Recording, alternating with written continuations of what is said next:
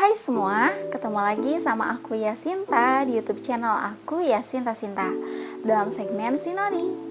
Yasinta Tells a Story. Segmen ini hadir sebagai bentuk inovasi dari channel aku ya.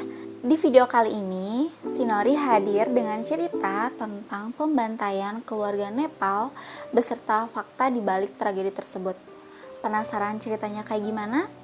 Tonton sampai akhir ya. Jangan lupa juga untuk like, komen, dan subscribe YouTube channel aku Yasinta Sinta.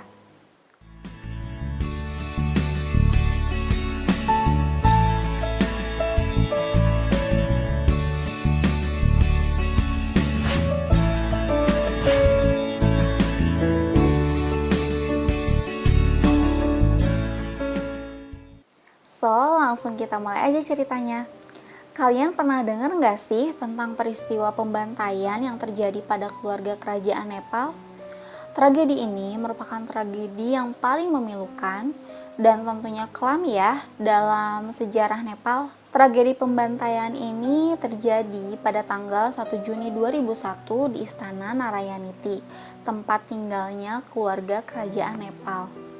Dan yang menjadi korban dari pembantaian ini adalah Raja dan juga Ratu Nepal beserta 11 orang tewas dalam penembakan di Istana Kathmandu itu.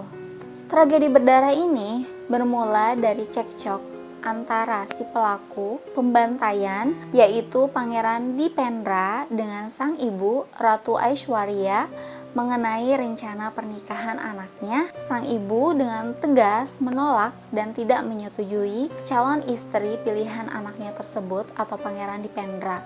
Nah, usut punya usut, ternyata sang pangeran itu sakit hati dengan penolakan sang ibu, sehingga ia mengamuk dan juga menembak siapapun yang berada tepat di hadapannya, termasuk Raja Nepal, ayah kandungnya sendiri yang tak lain adalah Raja Birendra. Dalam peristiwa tersebut, sejumlah saudara dan juga kerabat Dipendra tak lolos dari penembakan. Satu-satunya yang lolos dari peristiwa itu adalah pamannya, yaitu Pangeran Gyanendra yang saat itu sedang berada di luar negeri. Dan berikut akan aku sampaikan fakta-fakta yang tersembunyi di balik peristiwa berdarah ini. Fakta yang pertama itu adalah berawal dari cinta yang tidak direstui.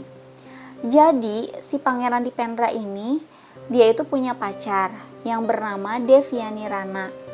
Nah, kisah cinta ini tuh bermula dari tahun 1990 saat keduanya bertemu di Inggris saat mereka sedang menempuh pendidikan di kota Eton, Inggris. Nah, usut punya usut, orang tua Pangeran Dipendra ini dia tidak menyetujui hubungan yang terjalin antara anaknya dengan Devyani dikarenakan Devyani memiliki darah India dari garis ibunya.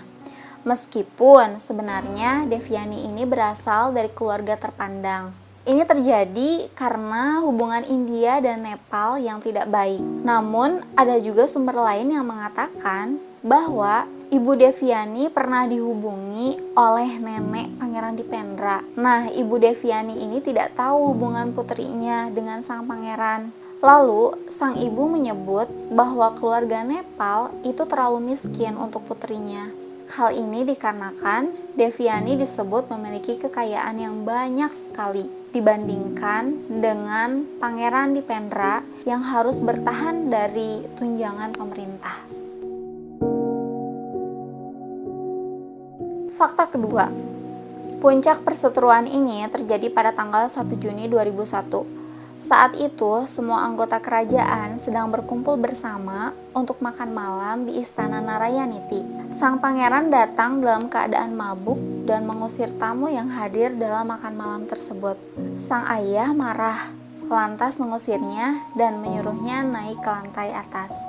Setengah jam kemudian, Dipendra turun dan membawa senapan. Ia masuk ke kamar ayahnya dan langsung menyerang ayahnya. Kemudian ia berlari ke taman, lalu menyerang ibunya, dua adiknya, serta beberapa anggota kerajaan lainnya.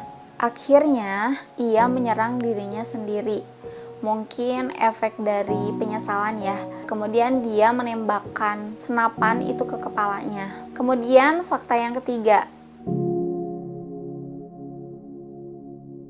Nah, Pangeran Divendra itu terbaring di rumah sakit dalam keadaan koma pasca peristiwa penembakan tersebut. Dalam keadaan koma, sang pangeran dinobatkan menjadi raja untuk menggantikan ayahnya yang telah tewas di tangannya. Penobatan dilakukan oleh Badan Penasehat Kerajaan yang terdiri dari Perdana Menteri, Ketua Pengadilan, dan juga Panglima Angkatan Bersenjata atau yang disebut Raj Parishad. Namun, karena keterbatasan kondisi Pangeran Dipendra ini, akhirnya Raj Parishad menobatkan adik kandung sang raja, yaitu Pangeran Gyanendra sebagai pemangku raja.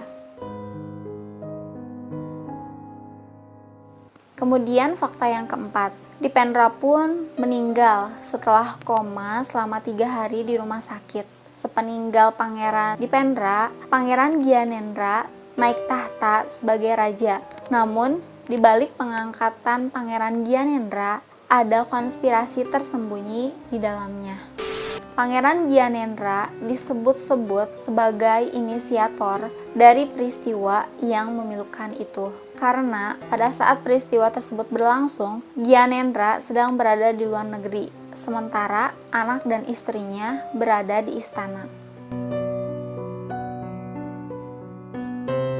Kemudian fakta yang kelima, siapa sangka pasca kepemimpinan Raja Gyanendra justru merupakan awal dari runtuhnya kerajaan Nepal karena terjadinya krisis kepercayaan rakyat terhadap kepemimpinannya.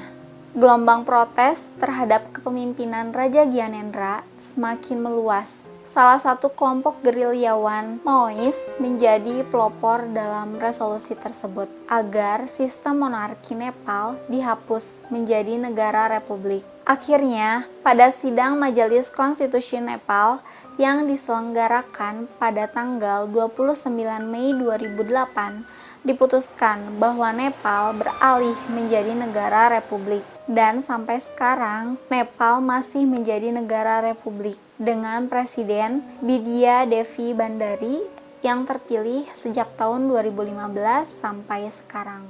Ada beberapa hal yang bisa dipetik dari peristiwa tersebut, yaitu bagaimanapun marahnya orang tua terhadap anak atau protesnya orang tua terhadap anak, seharusnya tidak lantas membuat anak dendam terhadap orang tua, bahkan sampai menyerang mereka.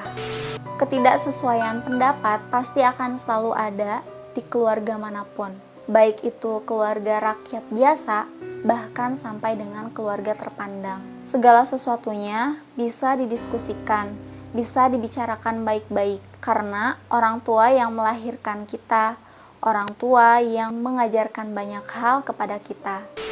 Hal kedua yang bisa dipetik hikmahnya adalah sebuah sistem yang kolot lama-kelamaan akan tergerus juga oleh zaman apabila krisis kepercayaan sudah melanda. Gelombang protes pasti akan selalu terjadi, namun perubahan sistem tidak selamanya tidak baik. Justru perubahan sistem merupakan suatu bentuk kemajuan dari peradaban.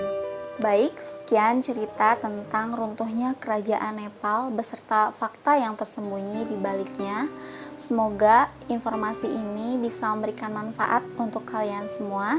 Jangan lupa untuk like, komen, dan subscribe YouTube channel aku Yasinta Sinta. Dan jangan lupa untuk follow Instagram aku Yasinta Official.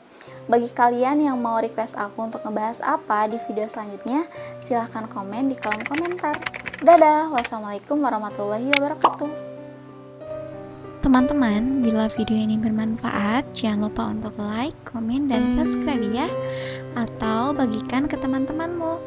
Kalian bisa lihat video menarik aku lainnya dengan cara klik video di salah satu sisi layar. Semoga bermanfaat. Nantikan aku di video selanjutnya ya. Terima kasih.